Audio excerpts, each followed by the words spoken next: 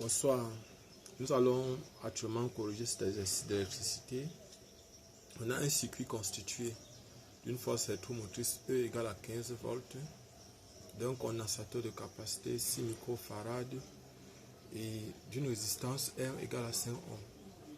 Et la question qu'on nous pose, c'est dans le circuit en lui-même, s'agit-il d'une charge ou de la charge ou de la décharge du condensateur? Justifiez votre réponse. Et on demande aussi de déterminer l'équation différentielle qu'obéit Q, puis la résoudre. Déterminer Q dt, puis tracer son graphe en fonction du temps. Déduire, question 4, déduire U dt, puis UR dt et tracer les graphes en fonction du temps. Calculer la valeur de la charge maximale du condensateur. Nous allons commencer la correction. Donc, solution. Solution. Nous avons le circuit ici après. Parce que le circuit, on va le représenter ici. Présentons notre circuit ici. On a ici le résisteur ou encore la résistance. Ici, on a la force électromotrice.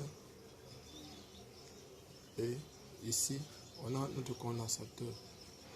Bon, la différence entre le condensateur et la force électromotrice, c'est que les barres ici, il y a une barre qui est petite et ici, il y a une grande.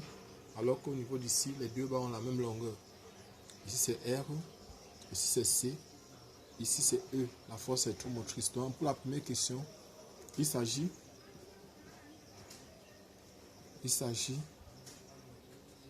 de la charge du condensateur. Il s'agit de la charge du condensateur, donc tout simplement parce qu'il y a une force électromotrice. Le condensateur ici est considéré comme un récepteur. Le voici. Il est considéré ici comme un récepteur. Nous allons répondre à la deuxième question. Donc, car, on va demander de justifier. Car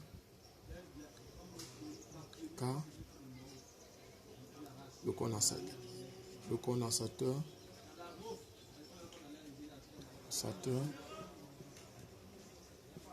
est en présence d'un générateur.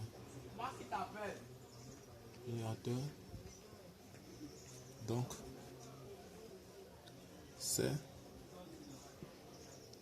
le condensateur, c'est simplement un récepteur. Le condensateur ici, un récepteur. Donc voilà, c'est fini. Maintenant, on reprend à la deuxième question, déterminer l'équation différentielle.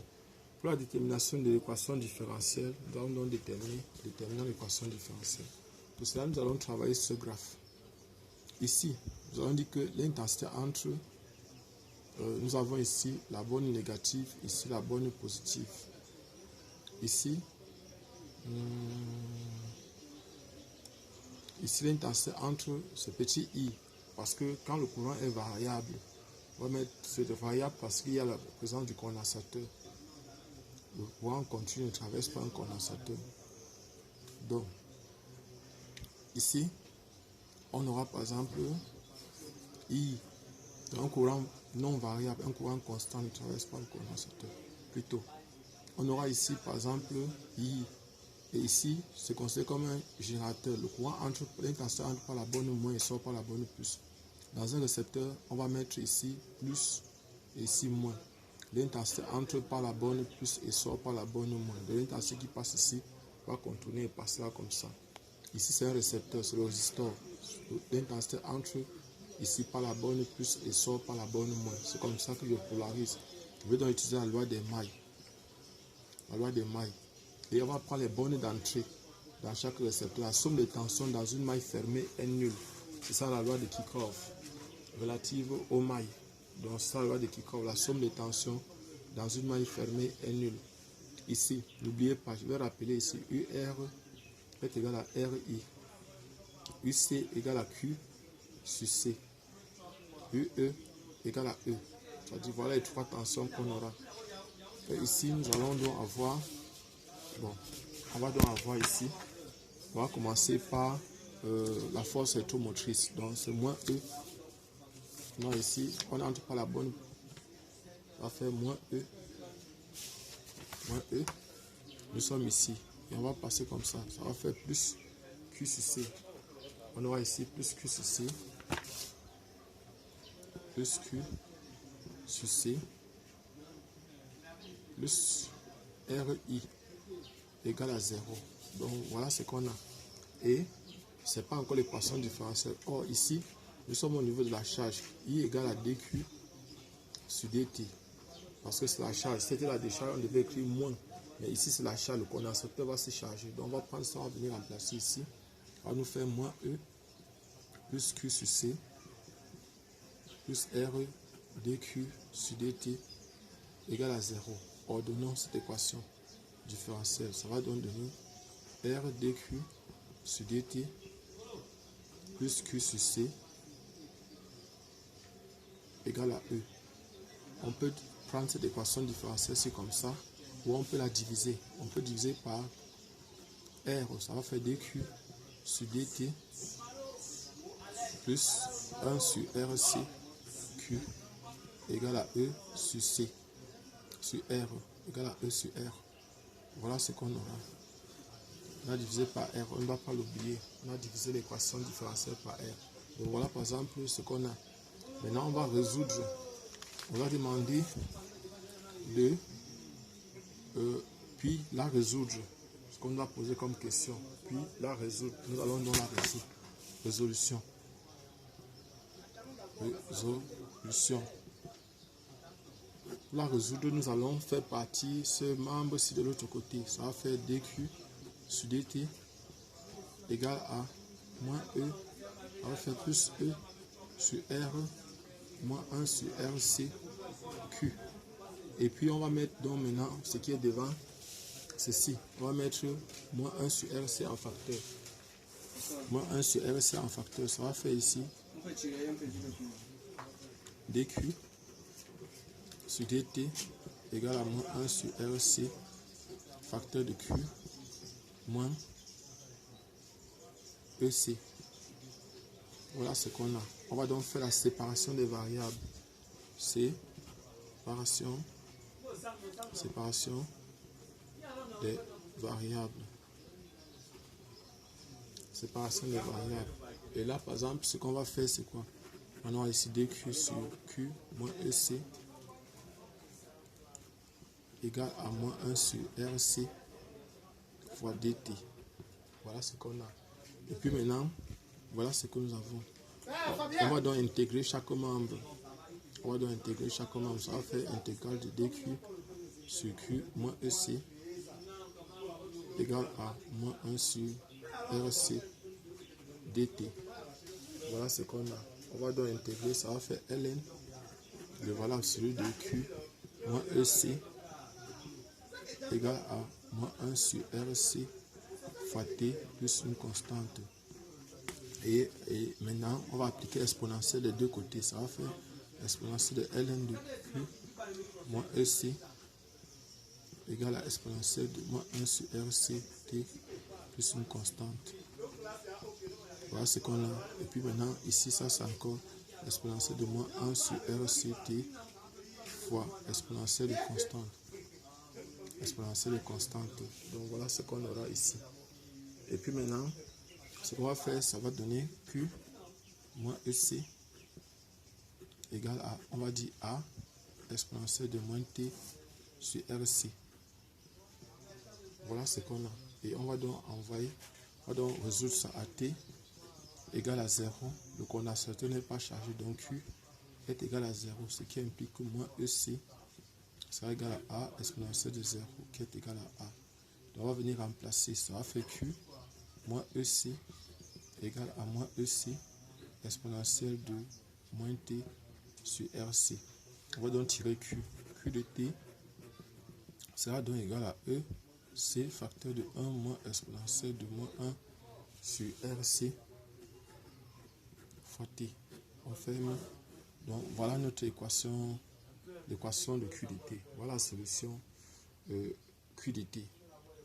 Donc voilà la solution Q de T. Après ça, on nous a demandé de résoudre, déterminer Q de T et puis tracer. Donc la résolution, ça veut dire que nous sommes déjà ici à la question 3. Et on va tracer. On va tracer. Donc n'oubliez pas, on a obtenu ici Q de T égale à EC facteur de 1 moins exponentielle de moins T sur RC. Donc voilà, on va tracer. Ça va donner un truc comme ça. Voilà ceci. On va tracer, ça va faire ici Q de T. Ici c'est T, ça c'est 0. Et on va obtenir une courbe comme ça. Ici, ça c'est quand on calcule la limite quand T tend vers plus infini. Quand T tend vers plus infini, l'expression se tend vers 0. Donc ici on aura EC. EC qui va représenter aussi la charge maximale. Donc ici, on va donc tracer une tangente ici. Le point de rencontre entre la tangente et la droite horizontale ici, ça va nous donner ce qu'on appelle la constante de temps. Et ça c'est taux. Dans le cadre d'un circuit RC comme celui-ci, ça va nous donner R fois C. Et taux représente la constante de temps. Taux qui est égal à RC est la constante de temps. Constante de temps. C'est la constante de temps. Donc, on peut réécrire l'expression de cette expression qui est en bas de Q de T, qui est en bas de l'exponentielle. On aura donc Q de T égale à EC facteur de 1 moins exponentielle de moins T sur taux. Voilà ce qu'on a comme expression. Maintenant, on va répondre à une autre question. C'est la question. On va demander aussi de déduire l'expression de U de T et de R de T. UC de T. Ici, c'est UC de T et UR de T. UC de T. 4. Expression de UC de T et UR de T. UC de T est égal à Q sur C. Q sur C. Ça va donc faire EC sur C facteur de 1 moins exponentielle de moins T sur taux. Voilà ce qu'on a. Et puis on va simplifier, ça va nous donner E facteur de 1 moins exponentielle de moins T sur taux. Voilà ça. Donc UC est donc égal à E facteur de 1 moins exponentielle de moins T sur taux. Donc voilà par exemple l'expression. On va donc tracer directement son graphe. Son graphe, ça sera un truc comme ça. On aura ici par exemple, ça c'est UC. Ici c'est T. Donc on aura par exemple une courbe qui va monter comme ça. Ici, ça sa valeur maximale c'est E. Quand T tend vers plus infini, cette expression se tend vers 0. Donc il va rester E ici. Si on trace la tangente ici, ça c'est 0. Le point de rencontre ici, ça c'est taux, qui est encore égal à RC toujours. Bon, voilà ce qu'on a. Et on va maintenant chercher aussi UR. On sait que UR est égal à RI. Or, I égale à DQ sur DT. Ça va faire dérivé par rapport à T de EC facteur de 1 moins exponentielle de moins T sur RC. Donc ça va faire ici EC facteur de 1 sur RC exponentielle de moins T sur RC. On va simplifier ça, on va avoir ici on va simplifier par C E sur R exponentielle de moins T sur RC. Donc voilà par exemple ce qu'on aura I de T. Voilà, donc UR qui est égal à RI égale encore à E exponentielle de moins T sur RC. Donc voilà l'expression de UR ici. On va donc tracer sa courbe. Tracer sa courbe, on va avoir un truc comme ça. Ça c'est T, ça c'est U. UR. Ici, on aura E. Ça, c'est une fonction qui est décroissante. Donc, on aura un truc comme ça. Ça, c'est 0. Si vous tracez la tangente ici permet d'avoir ceci. Ça, c'est tout. Qui est égal à RC ici. Tout est égal à RC. Donc, je pense que nous avons la charge maximale. On demande maintenant la charge maximale. La charge maximale, c'est Q égale à EC. 5. La charge maximale est Q max égale à Q égale à E fois C. Dans l'application numérique, on aura par exemple Q égale à E. E c'est 15 fois 6 fois de puissance moins 6. Donc ça va faire 9,90 fois de puissance moins 6 qui est encore égal à 9 fois de puissance moins 5 coulombs. Ça c'est la charge maximale. C'est la charge maximale. Voilà ça. Donc si vous voulez des vidéos de ce genre, abonnez-vous, cliquez sur la cloche de notification. Nous allons prochainement faire les autres vidéos. On a beaucoup de vidéos qu'on a fait qui peuvent vous permettre de préparer vos unités d'enseignement ou vos leçons, vos devoirs, vos examens et aussi vos concours. Nous vous souhaitons bonne chance pour la réussite de vos concours. Inscrivez-vous dans notre groupe pour préparer aussi vos concours et vos unités d'enseignement si vous êtes au Cameroun, et préparez vos concours chez nous. Merci, je suis Job Kamdem du groupe Nabla. Merci.